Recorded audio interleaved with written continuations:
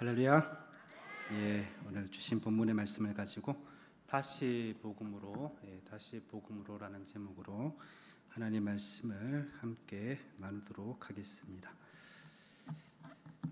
그 신약에서 예수님을 제외한 가장 위대한 인물을 꼽으라면 아마 대부분의 사람들이 단연 사도 바울을 아마 꼽을 겁니다. 이 사도 바울의 삶을 가만히 우리가 살펴보면 굉장히 위대한 삶을 살았지 않습니까? 참 힘겨운 그런 삶을 살게 됐었죠. 주님을 만나기 전에는 주님을 핍박하는 교회를 핍박하는 그런 사람이었지만 주님을 만나고 나서 그의 대부분의 삶을 선교 여행과 감옥에서 보냈어요. 요즘에야 단기 선교를 가든 어떤 선교를 가든 대부분은 비행기를 이용하지만 당시에는 그렇지 않았죠. 배를 타고 가거나 걸어가야 했던 그 시대에 정말 산을 넘고 바다를 건너서 가는 곳마다 수많은 위험을 무릅쓰고 20년이 넘는 그 세월 동안 선교에 헌신하며 살았단 말이에요. 어떤 곳에서는 복음을 전하다가 유대인들에게 죽을 정도로 맞았는데 이 유대인들이 바울이 죽은 줄 알고 갖다 버리거든요. 근데 이 바울이 다시 일어나가지고 그 만신창이가 된 몸으로 다시 복음을 전하기 위해 자기가 핍박했던 그 성으로 들어가는 것을 보게 됩니다. 대부분의 사람들은 어떻습니까? 나에게 어떤 불이익이 있거나 혹은 어려움이 닥칠 것 같으면 그 자리를 피하고 싶어 하잖아요. 그런데 이 바울의 삶을 볼 때에는 그것이 주님의 복음을 위해서라면 그 어떤 불이익이나 어떤 어려움조차도 그걸 기쁨으로 감당해야 하더라는 겁니다. 자, 바울은 어떻게 이런 삶을 살 수 있었을까? 어떻게 하면 그 힘들고 어려운 일들을 기쁨으로 감당할 수 있었을까? 바울은 도대체 어떤 믿음으로, 어떤 마음으로 복음을 전했을까요? 우리가 오늘 본문을 통해서 한번 살펴보도록 하겠습니다. 자, 첫째는 바울은 이 빚진 자의 심정으로 복음을 전했다는 거예요. 채무자가 있고 채권자가 있으면 채무자는 채권자에게 빚을 갚아야 되는 당연한 의무가 있잖아요. 돈이든 뭐든지 간에 빚을 졌으면 빌렸으면은 당연히 되돌려줘야 되는 겁니다. 이건 당연한 거죠. 그 상대가 안 갚아도 된다, 내가 다 탕감해 줄게, 이렇게 하지 않은 이상은 다 갚아주고 되돌려줘야 돼요. 그런데 오늘 본문 14절에 보면, 우리 본문 14절 한번 읽어볼까요? 우리 본문 14절 한번 읽어보겠습니다. 시작. 헬라인이나 야만이나 지혜 있는 자나 어리석은 자에게 다 내가 빚진 자라. 바울이 뭐라 그럽니까? 내가 빚진 자다, 이렇게 얘기해요. 그래서 빚을 졌다, 이게 무슨 뜻이냐면 의무 아래 있다 혹은 매여 있다, 이 뜻입니다. 자, 바울은 누구에게 이렇게 빚을 졌다 이렇게 얘기합니까? 헬라인이나 야만인이나 지혜 있는 자나 어리석은 자나 내가 모든 자에게 다 빚을 졌다는 거예요. 그러니까 모든 사람들에게 빚을 다 졌다는 겁니다.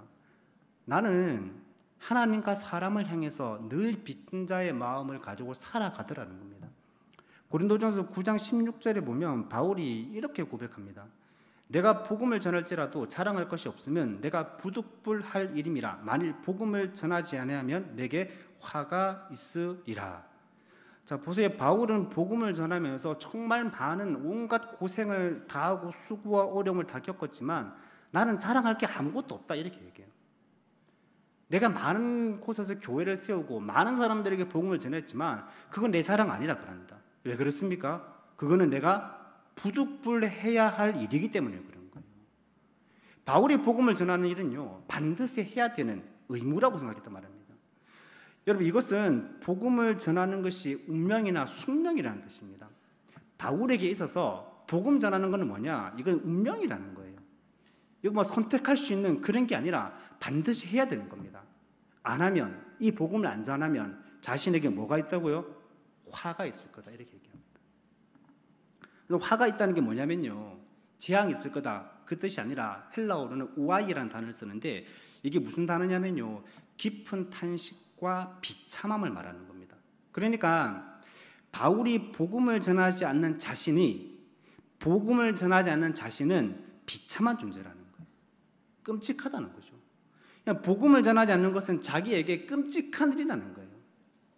그만큼 이 일이 자기에게는 빚진 심정을 가지고 자기의 삶을 움직여가는 굉장히 중요한 동기가 되고 있다는 말입니다.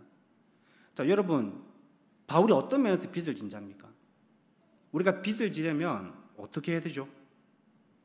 누군가에게 뭔가를 빌려야 되잖아요. 꿔야 된다고요.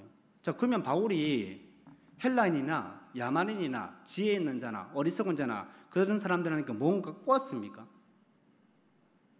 바울은 그들에게 아무것도 빚진 게 없어요. 그럼 여기서 빚졌다는 말은 뭐냐? 여기서 빚졌다는 말은 무슨 뜻이냐면요, 맡았다는 뜻입니다. 이게 내게 아닌 거예요. 이거는 누군가가 나에게 딴 사람 전해주라고 나한테 맡겼다는 뜻입니다. 이게 내 손에 있지만 이건 내 거 아닌 거잖아요. 지금은 내 손에 있지만 이건 내 소유가 아니라 다른 사람들에게 전해줘야 되는 겁니다. 자, 지금 사도 바울은 이런 의미에서, 이런 차원에서 내가 모든 사람들에게 다 빚을 졌다 이렇게 말하고 있는 거예요. 자, 보세요. 바울은 주님을 만나기 전에 어떤 삶을 살았습니까? 교회를 핍박했어요. 예수 믿는 사람들 잡아다가 옥에 가뒀단 말입니다. 그리고 그게 하나님을 잘 섬기는 거라 이렇게 믿었어요. 근데 그런 그가 어느 날 예수님이 만나죠. 예수님이 그를 찾아오십니다. 그리고 그의 인생이 완전히 바뀌어버려요. 또한 자신이 받은 이 복음, 이 위대한 복음, 이 너무나 중요한 이 복음을 내가 다른 사람에게도 전해줘야 되겠다, 이런 의무감을 가지게 된 겁니다. 하나님께서 나에게 허락하신 이 은혜가 나만 위한 게 아니라 나에게 먼저 이 은혜가 허락되어지고 나에게 먼저 이 은혜를 허락하시고 나를 거쳐서 다른 사람에게로 나아가야 한다는 것은 바울은 알게 된 거예요. 여러분, 내가 먼저 듣고 내가 먼저 경험하고 내가 먼저 받았다고 하는 것은 아직 듣지 못하고 경험하지 못하고 받지 못한 자들에게 우리가 빚을 진 겁니다.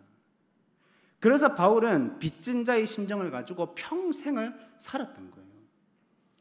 하나님이 나에게 먼저 주신 것은 나만 가지고 있으라고, 나만 은혜 받으라고 주신 게 절대로 아닙니다. 나에게 먼저 주신 것은 나를 통해서 다른 사람들에게 전달하라고 주신 거예요. 나는 그저 그 과정 가운데 쓰임을 받는 거라고요. 생각을 해보십시오. 높은 산에서 물줄기가 시작되잖아요. 높은 산에서 물줄기가 시작되는데 이 물은 자기 자신만을 위해서 존재하는 게 아니지 않습니까? 이 물이 굽이굽이 흘러가지고 농가 밭을 적시고 또 목마른 사람들에게는 생수를 공급하고 크고 작은 생명체들의 보금자리가 됩니다. 이 물이 흐르면서 땅을 비옥하게 하고 생명을 살리고 더 큰 강과 바다로 나아가는 것, 이게 자연의 섭리예요. 그런데 만약에 이 강물이 흐르는 도중에 다른 장애물을 만나서 가로막혀가지고 더 이상 흐르지 못하고 한 곳에 고여 있다면 어떻게 될까요? 처음에 맑았던 물도 계속 고여 있으면 오염되고 썩기 시작하겠죠. 물이 멈추면 더 이상 생명을 살리지도 못하고 죽은 물이 되는 겁니다. 하나님께서 우리에게 먼저 부어주신 이 은혜와 복음의 생수도 마찬가지라는 거예요. 복음은 뭡니까? 복음은 생명수잖아요. 예수께서 말씀하시기를 누구든지 목마르거든 다 내게로 와서 마시라 하셨어요. 이 복음의 생수는 우리 안에 멈춰 고여 있으라고 주신 게 아니란 말입니다. 우리를 통해서 어떻게 해요? 세상으로 흘러가야 그게 바로 하나님의 생명수가 되는 거예요. 우리가 그 생명수를 받고도 나는 받았는데, 나는 복음을 받고 은혜를 받았는데 이게 나한테 딱 고여 있고 다른 이들에게 흘려보내지 않고 우리 안에 딱 붙잡아만 둔다면, 그 안에 딱 멈춰버리고 고여 있다면 우리도 영적으로 메마르고 받은 은혜도 더 이상 생명력을 발휘하지 못하게 되는 겁니다. 그 복음이 나에게 왔으면요, 나를 통과해가지고 다른 곳으로 가야 되는 거예요. 가만히 멈춰 있으면 그것은 생명이 아닙니다. 생명은 움직이는 거예요. 복음은 생명입니다. 복음은 나를 통해서 움직여서 다른 곳으로 가야 한다고요. 우리는 이런 차원에서 빚진 자의 삶을 살아야 되는 겁니다. 하나님 우리에게 복음을 주셨습니다. 맡기셨어요. 우리는 그 복음의 은혜를 누리며 살아가고 있습니다. 이제 이것이 나를 통과해서 다른 곳으로 가야 되겠죠. 여러분 이웃에게, 여러분 친구에게, 동료에게, 가족에게 복음의 생명수가 여러분 안에서 고인물이 되지 말게 하십시오. 하나님이 우리에게 베풀어 주신 사랑을 생각할 때에 우리 늘 빚진 자의 심정으로 살아가야 되는 겁니다. 여러분 안에 있는 그 복음의 생명수, 고인물이 아니라 생명수가 되게 하십시오. 흘러가야 하는 겁니다. 흘러서 생명을 살리고 열매를 맺어야 되는 거예요. 우리가 비록 바울처럼 전 세계를 다니면서 선교할 수는 없지만 우리가 사람을 사귀고 또 관계를 맺고 할 때에 우리 집에서 아이 한 명을 키우더라도 빚진 심정으로 해야 됩니다. 자녀는 부모에게 빚진 마음이 있어야 되는 거예요. 부모가 당연히 나한테 이것저것 해줘야 된다 이렇게 생각하면 안 되는 거죠.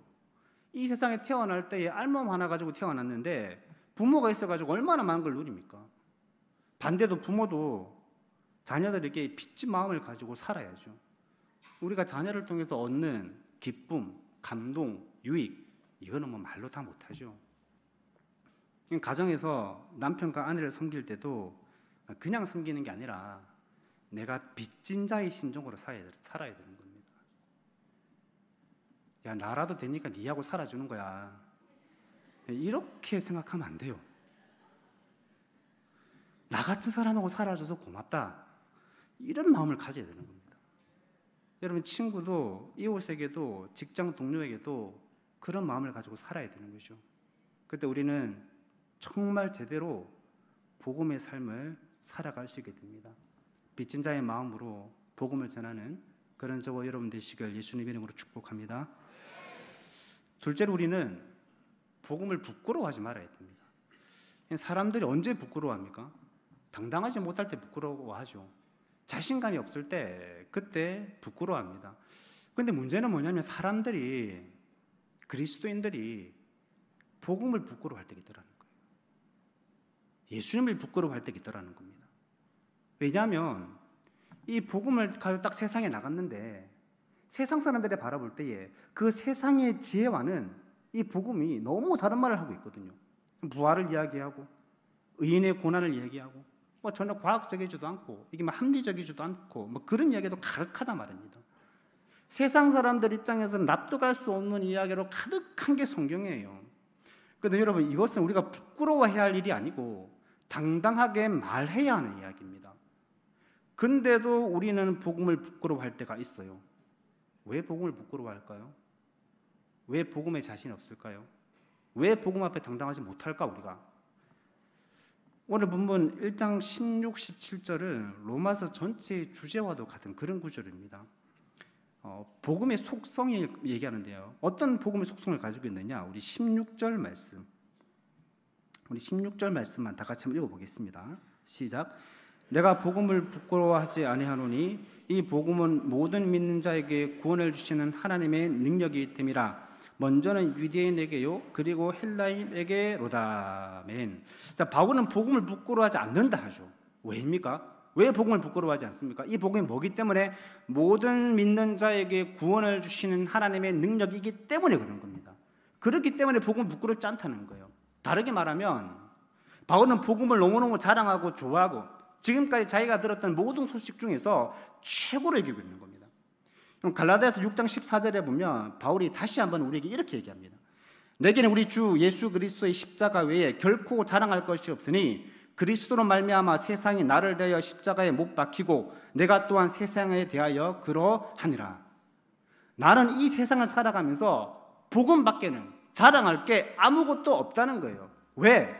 내가 이 복음 때문에 세상을 향해 못 박혔기 때문이라는 겁니다. 다시 말해서 세상을 향해서 자기가 죽었다는 거예요.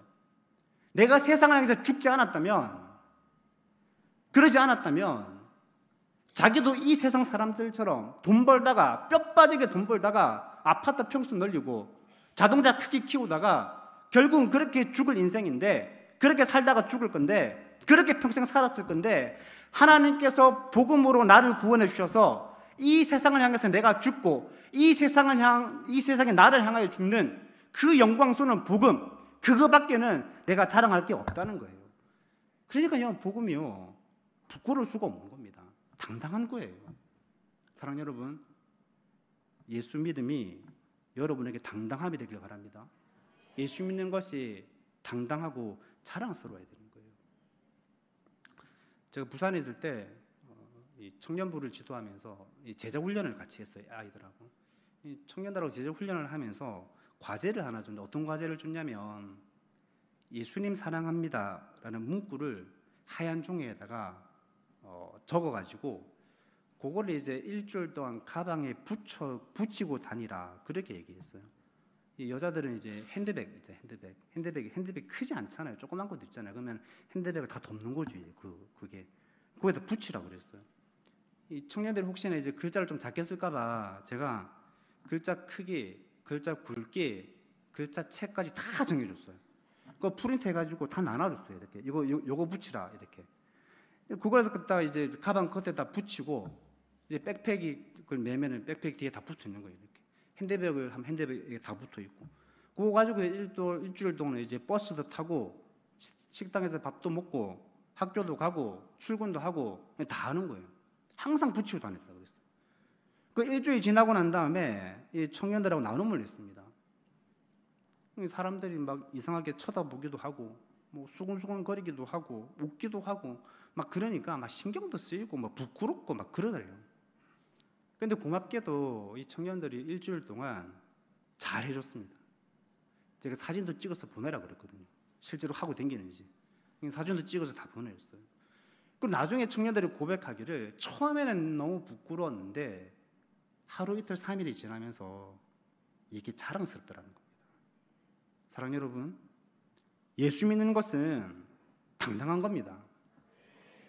하지만 이 시대는 예수 믿는 것을, 교회 다니는 것을, 하나님을 아버지라 부르는 것을 자꾸 부끄럽게 만들고 있어요. 근데 그건 부끄러운 게 아니라 당당한 겁니다. 여러분의 모든 삶의 초소, 모든 순간에 당당한 믿음으로 나아가는 자들이 되길 바랍니다.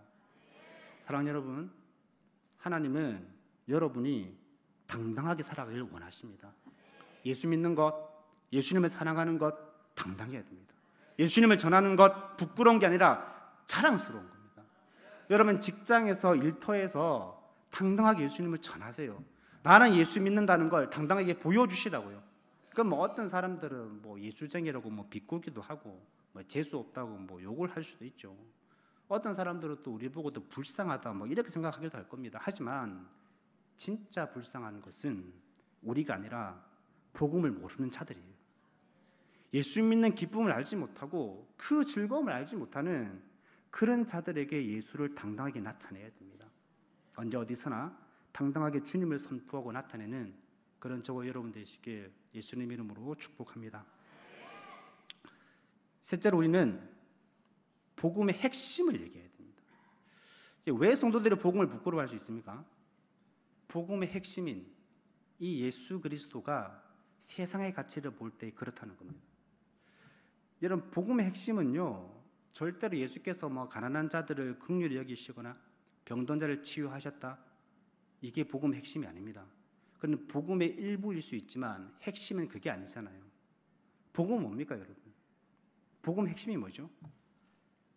복음은 가난하게 태어난 한 사람, 아무도 알아주지 않는 나사렛이라는 촌동네에서 평생을 목소로 살았던 사람, 어느 날 혜성같이 등장해서 많은 사람들에게 지지를 얻고 인기를 얻고 인정을 받고 신뢰를 얻었지만 그 많은 사람들의 기대를 다 저버리고 너무나도 연약하게 처참하게 십자가에 못 박혀 죽었는데 그렇게 죽은 자가 다시 살아나서 세상의 구원자이시며 하나님의 아들이라고 선포하는 것 그게 복음입니다. 우리 이런 그리스도를 전하는 거예요. 그런데 이런 그리스도를 세상에서 받아들이기 쉬운가? 그렇지 않더라는 겁니다. 유대인들이 복음을 받아들이지 못하는 이유가 뭡니까? 어떻게 그런 자가 구원자 그리스도일 수 있냐는 거예요. 아니 어떻게 구원자가 그리스도가 이렇게 약해 빠질 수 있냐는 겁니다.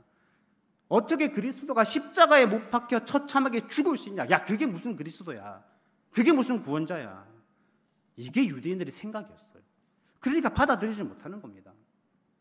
세상 사람들이 생각하는 일반적인 사람들이 생각하는 구원자, 그리스도 그런 사람은 어떤 모습입니까? 막 위대한 일을 행하고 막 천하무적이고 기적을 행하고 카리스마 있고 강하고 힘 있고 그런 모습이잖아요.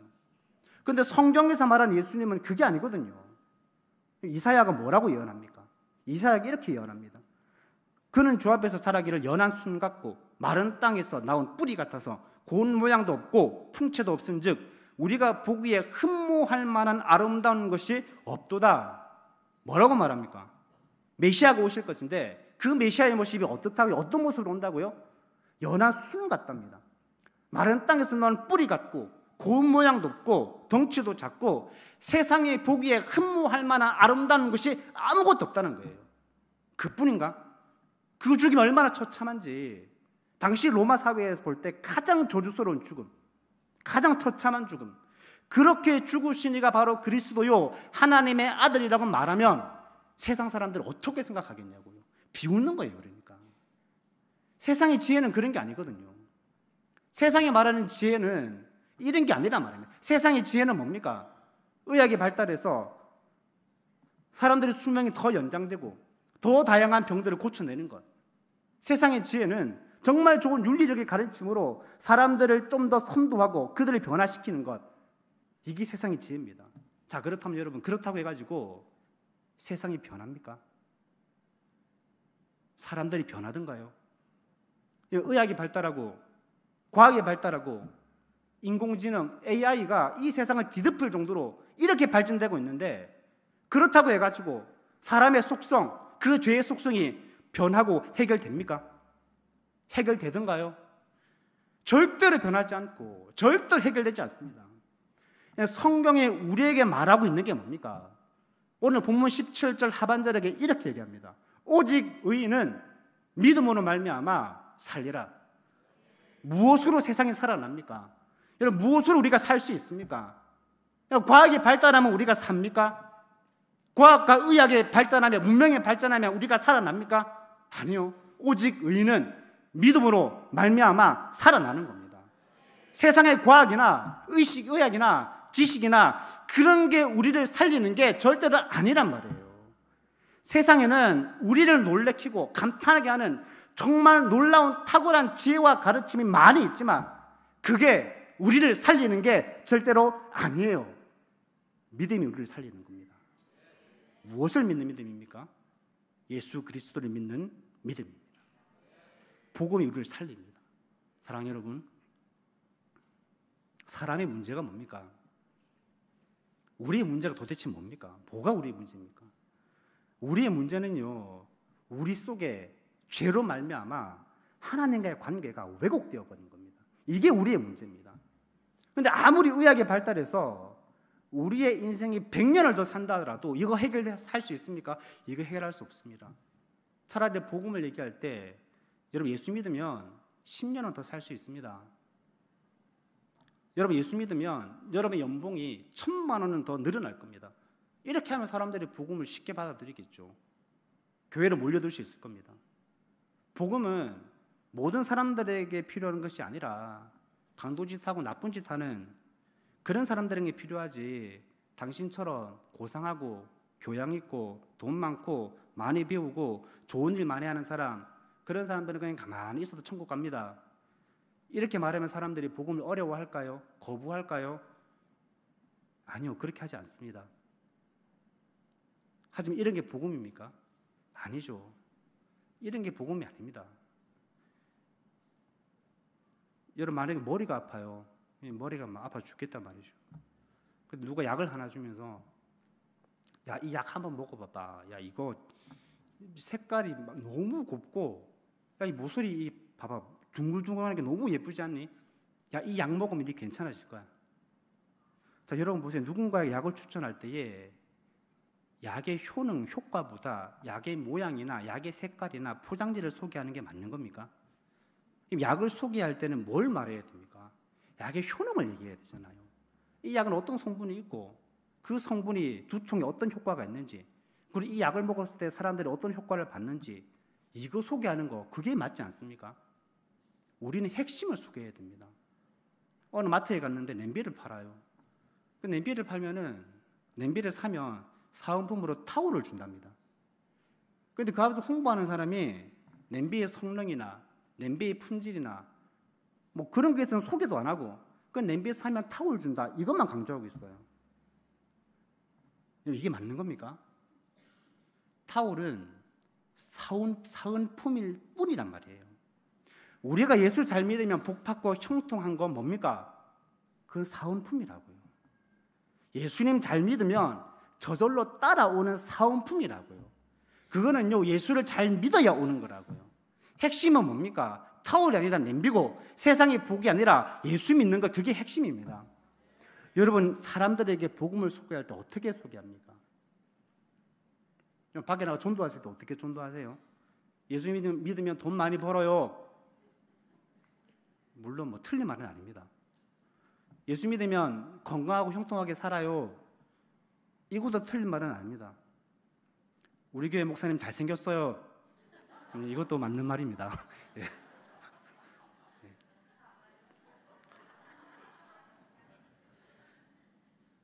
사실이지만 이게 복음 핵심은 아니잖아요. 전도하실 때 우리 교회 목사님 잘생겼어요. 우리 교회 목사님 잘생겼어요. 이렇게 안 하잖아요. 이런 것을 약을 추천할 때에 포장재나 색깔이나 모양을 소개하는 것하고 전혀 다를 바가 없는 겁니다. 복음 핵심은 뭡니까? 예수 그리스도의 십자가, 부활, 심판입니다. 우리가 전하는 겁니까? 전도라고 그러죠. 도를 전하는 겁니다.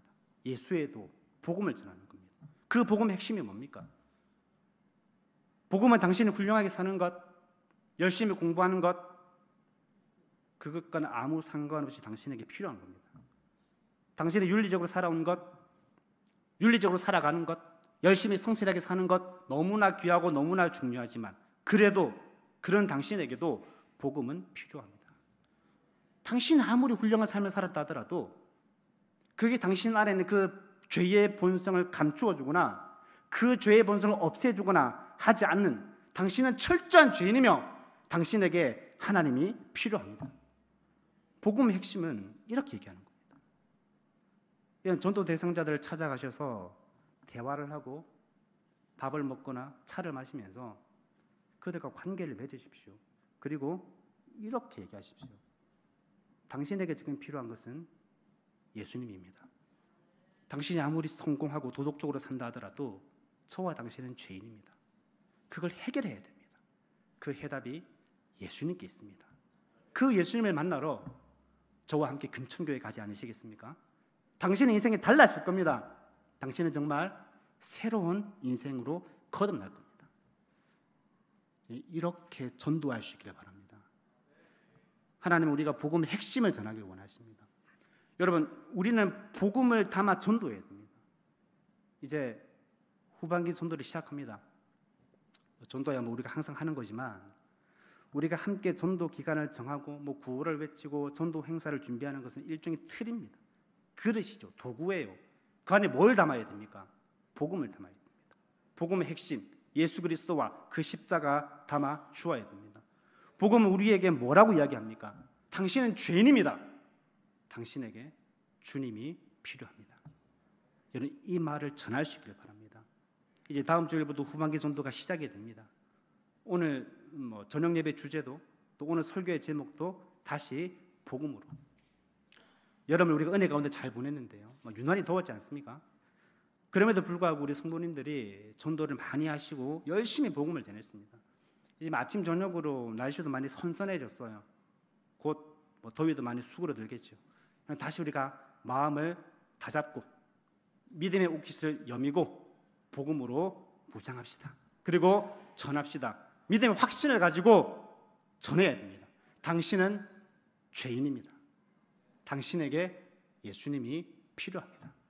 그 가운데 구원의 능력, 다시 살리는 능력이 있음을 믿을 수 있는 저와 여러분 되시기를 예수님 이름으로 축복합니다.